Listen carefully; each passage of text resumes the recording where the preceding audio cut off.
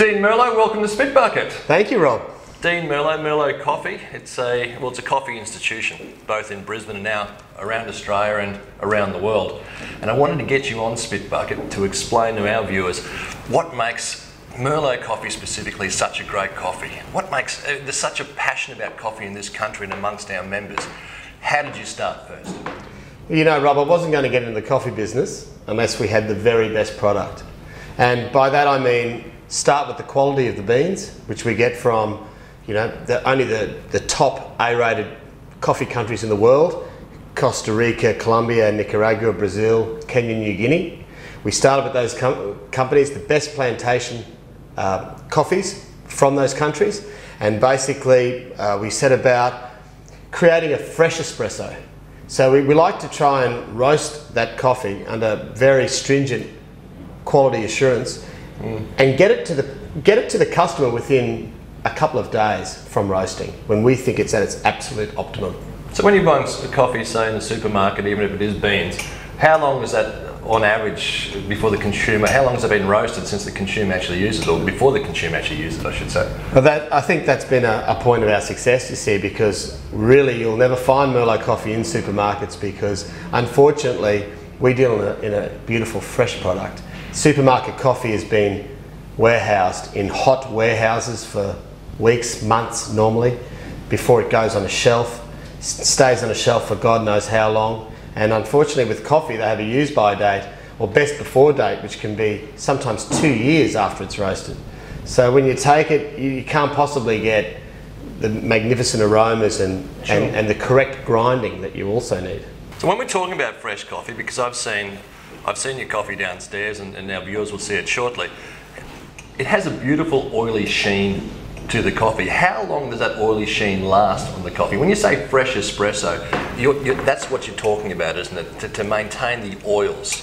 Well, that's exactly right. Like normally 48 hours after we roast, we do a slow roast is our profile. I mean, you can roast in 14 minutes, but our roasts average about 20 because we like the profile of a slow roast. And basically with that we achieve oil in about 48 hours. Now, you just want a couple of little droplets of oil come through, and that adds to the flavour. Unfortunately, when you buy beans in supermarkets, they've already oiled up, well oiled up because they've been roasted quickly, and then it's dried off, and of course, like with any oils, you know, they can go rancid. And I don't think you fully understand what fresh espresso is until you've tried it. You know, we often get emails from people saying, I can't believe it, I bought your coffee, I've never bought it before, and I can't smell anything else in my kitchen. I open a cupboard and there it explodes. It's you know? pungent. And I think I love putting it in the back of the car. You know when you have coffee in the back of a car and it's just a great aroma, freshly ground coffee. Do you see similarities between coffee and wine, great coffee and great wine? Well, you know, Dad had I know that your Spit Bucket is predominantly wine, but I will say that Dad had a cellar with 37,000 bottles in it, and he had the best wine cellar in Australia every year.